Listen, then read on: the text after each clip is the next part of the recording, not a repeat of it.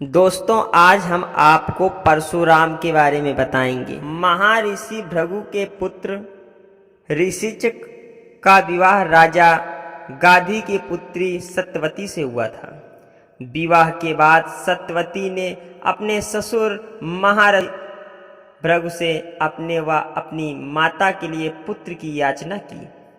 तब महर्षि भृगु ने सत्यवती को 2 फल दिए और कहा कि ऋतु स्नान के बाद तुम गूलर के वृक्ष का तथा तुम्हारी माता पीपल के वृक्ष का आलिंगन करने के बाद ये फल खा लेना।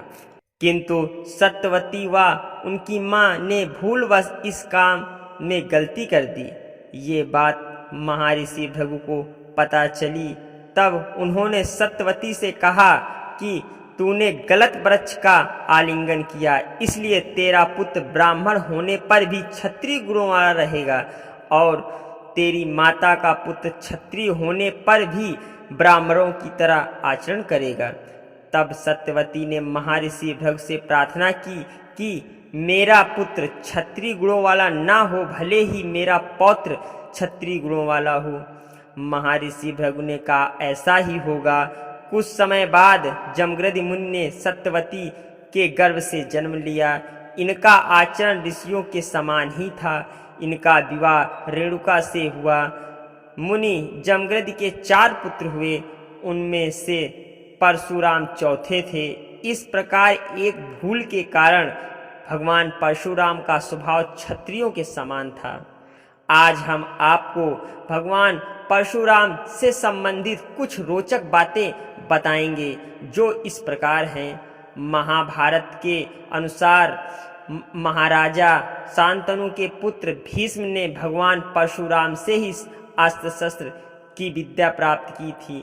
एक बार भीष्म काशी में हो रहे स्वयंवर में काशीराज की पुत्रियों अम्बा, अंबिका और बालिका को अपने छोटे भाई विचित्रवीर के लिए उठा लाए थे।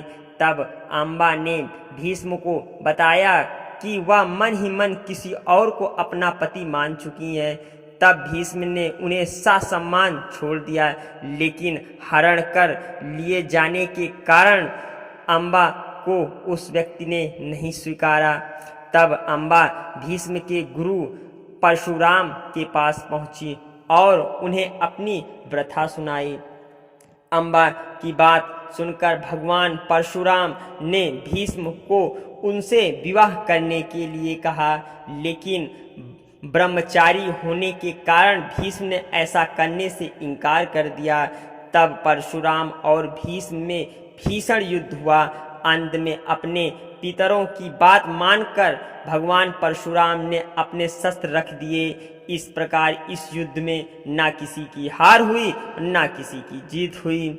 आखिर क्यों परशुराम ने अपनी मां का वध किया था?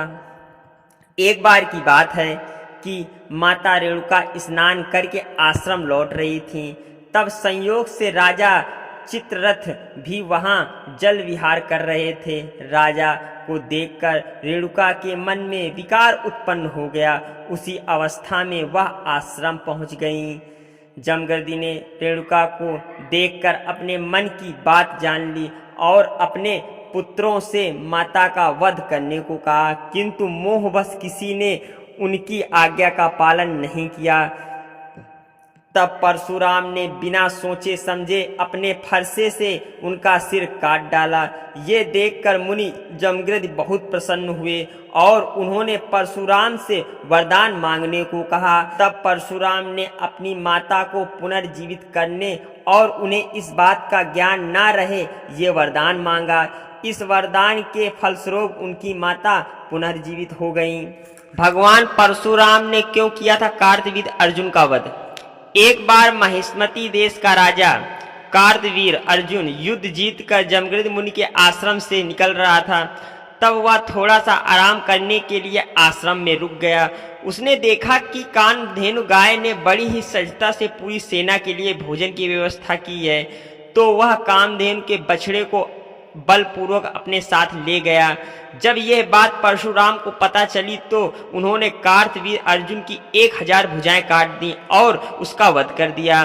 कार्तवीर अर्जुन के वध का बदला उसके पुत्रों ने जमदग्नि मुनि का वध करके लिया। क्षत्रियों का ये नीच कर्म देखकर भगवान परशुराम बहुत क्रोधित हुए और उन्होंने कार्तवीर अर्जुन के सभी पुत्रों का वध कर दिया। जिन जिन क्षत्रियों राजाओं ने उनका साथ दिया था, परशुराम ने उनका भी सबका वध कर दिया। इस प्रकार भगवान परशुराम ने 21 बार धरती से क्षत्रिय विहीन कर दिया।